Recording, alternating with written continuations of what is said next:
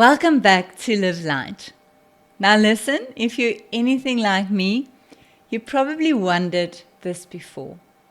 Who should end up with whom? Not in like the Bachelor reality TV show, but more like my partner and I, do we actually make a good team? Do we work well together?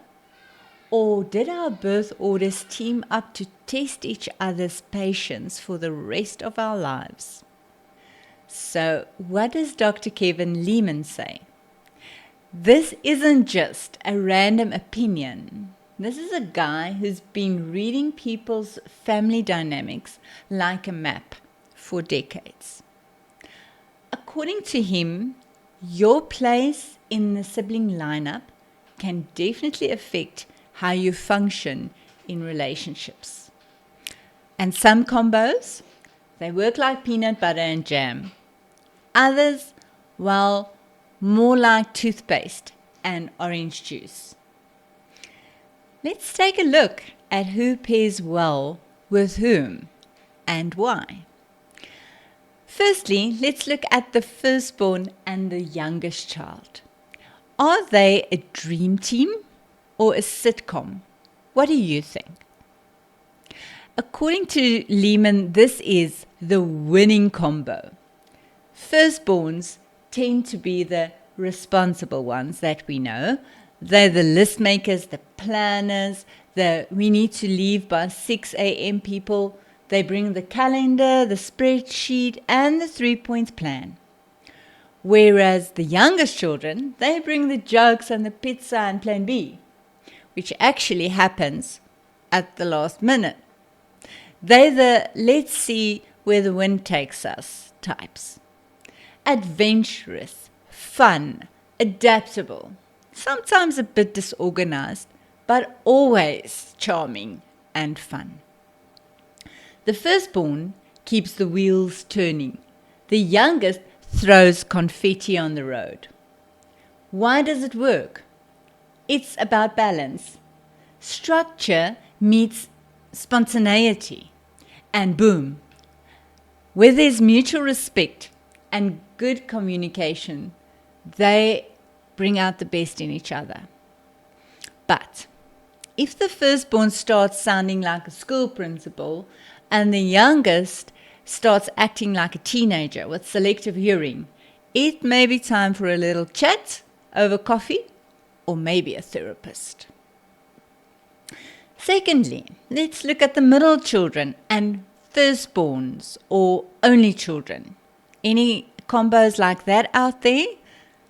Now, the great peacemakers, the middle children, they are natural negotiators.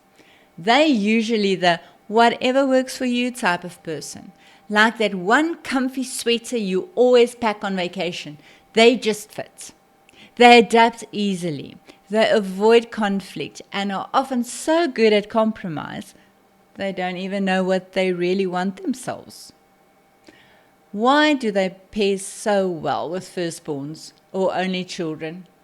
Because firstborns and onlys tend to have strong opinions, and don't we know that? And a love for control, we know that too. And the middle child, they'll just say, sure, whatever works for you, you decide, as long as there's dessert afterwards. It's a very, very functional combo, as long as the middle child doesn't start feeling like they're fading into the background. Think of them as like backup singers in a band. They're essential. But every now and then, someone needs to hand them the mic and let them sing lead.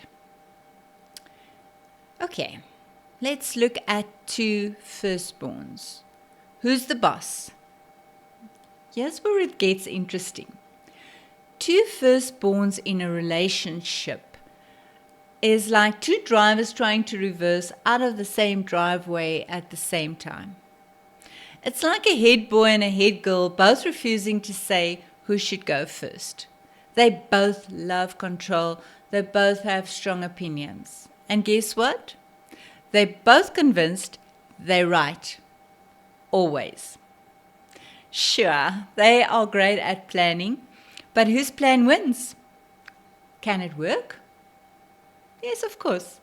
If they learn to respect each other's whiteboards, with good communication and a strong sense of humor, there's always hope.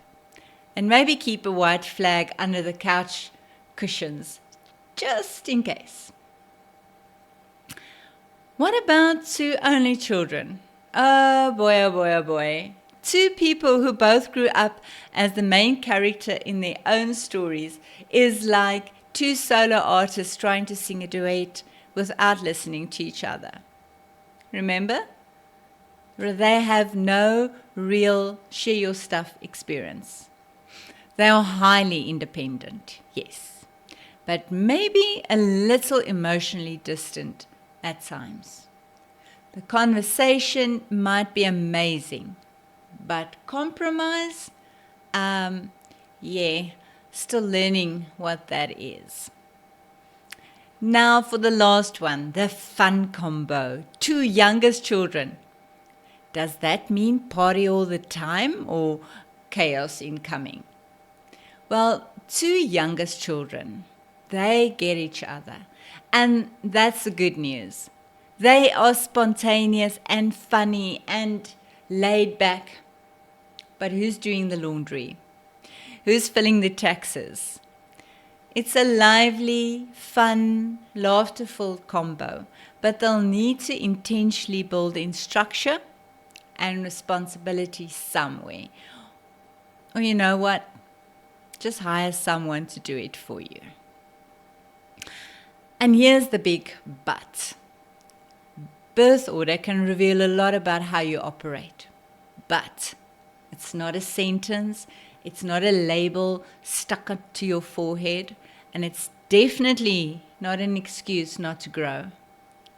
Self-awareness, honest conversations, respect, and a healthy sense of humor can make any relationship thrive.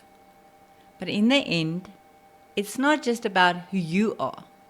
It's about who you're willing to be for someone else that you love. Thanks for joining me on this birth order safari. I hope you spotted a bit of yourself somewhere along the way, or maybe your partner or your sibling or that one colleague who color codes their calendar. Until next time, live light.